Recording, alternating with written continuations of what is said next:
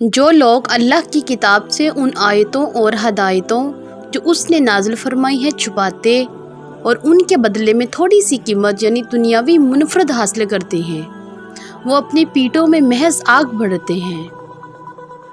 ایسے لوگوں سے اللہ قیامت کے دن نہ کلام کرے گا اور نہ ان کو گناہوں سے پاک کرے گا، اور ان کے لیے دکھ دینے والا عذاب ہے۔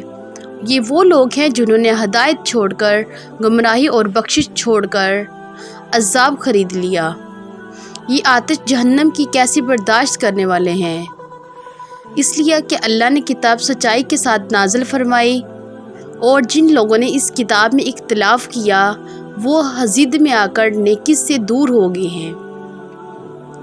نیکی یہی نہیں کہ تم مشرق مغرب کو قبلہ سمجھ کر ان کی طرف منہ کر لو، بلکہ نیکی یہ ہے کہ لوگ اللہ پر اور روز آخر پر اور فرشتوں پر اور اللہ کی کتاب پر اور پیغمبروں پر ایمان لائیں، اور جب ان کے بارے میں عذاب کا وعدہ پورا ہوگا تو ہم ان کے لیے زمین میں سے ایک جانور نکالیں گے جو ان سے باتیں کرے گا۔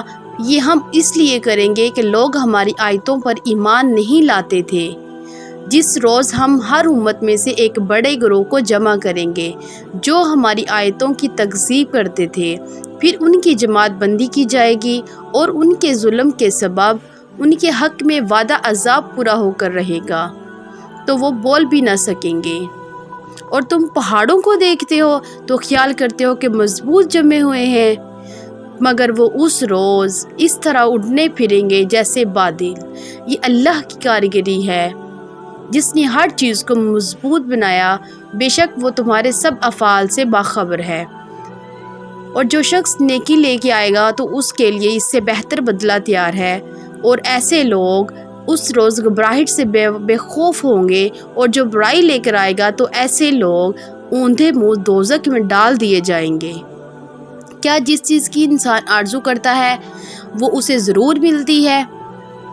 سو آخرت اور دنیا تو اللہ ہی کے ہاتھ میں ہے، اور آسمانوں میں بہت سے فرشتے ہیں جس کی سفارش کچھ بھی فائدہ نہیں دیتی مگر اس وقت کہ اللہ جس کے لیے چاہے اجازت بخشے اور سفارش پسند بھی کرے۔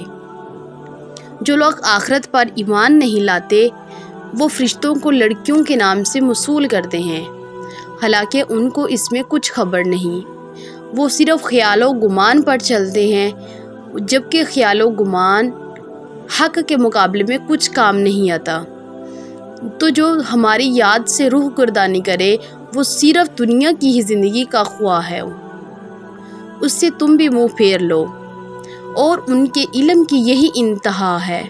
تمہارا پروردگار اس کو بھی خوب جانتا ہے جو اس کے راستے میں بھٹک گیا، اور اس سے بھی خوب واقف ہے جو راستے پر چلا۔ اور جو کچھ آسمانوں میں ہے اور جو کچھ زمین میں ہے سب اللہ ہی کا ہے، اور اس نے خلقت کو اس لیے پیدا کیا ہے کہ جن لوگوں نے برے کام کیے اور ان کو ان کے اعمال کا بدلہ دے۔ میں روز قیامت کی قسم کھاتا ہوں اور نفس لوامہ کی قسم کھاتا ہوں کہ سب لوگ اٹھا کر کھڑے کیے جائیں گے۔ کیا انسان یہ خیال کرتا ہے کہ ہم اس کی بکھری ہوئی ہڈیاں اکٹھی نہیں کریں گے؟ ضرور کریں گے، اور ہم اس بات پر قادر ہیں کہ اس کی پوری درست کریں گے۔ مگر انسان چاہتا ہے کہ آئندہ وہی تو دوسری کرتا چلا جائے، پوچھتا ہے کہ قیامت کا دن کب ہوگا۔ سو جب آنکھیں چند حیا جانے اور چاند کہنا جانے اور سورج اور چند جمع کر دیے جائیں، اس دن انسان کہے گا کہ کہاں ہے بھاگنے کی جگہ، کہیں نہیں، کوئی جانے پائے پناہ نہیں۔ اس روز تمہارے پروردگار کے پاس تمہیں جا ٹھہرنا ہے۔ اس دن انسان کو جو ملک اس نے آگے بھیجے اور وہ چھوڑے ہوں گے سب بتا دیے جائیں گے۔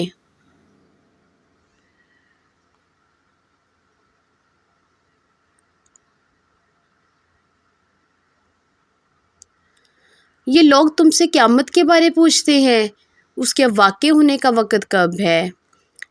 کہ دو اس کا علم تو میرے پروردگار ہی کو ہے، وہی اس کے وقت پر ظاہر کرے گا۔ وہ آسمان اور زمین میں ایک بھاری بات ہوگی اور نہ کہاں تم پر آ جائے گی۔